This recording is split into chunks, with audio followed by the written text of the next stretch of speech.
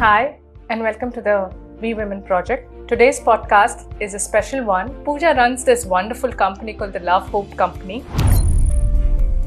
I personally think healing is a never-ending journey. Okay. So falling in love is again an everyday thing, and the more and more you fall in love with yourself, you'll be able to give back love in a much better way. So I think situationship is not just the fear of commitment, but somewhere it's about fear of losing people you love, fear of taking up the responsibility of being in a relationship, and also maybe it comes with the fear of being more vulnerable yourself.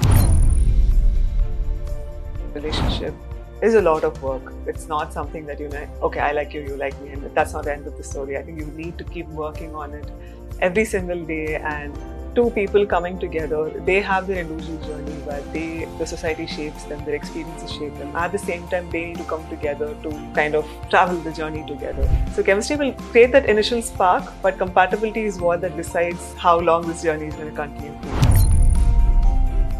But all we need is to be a little kind to ourselves.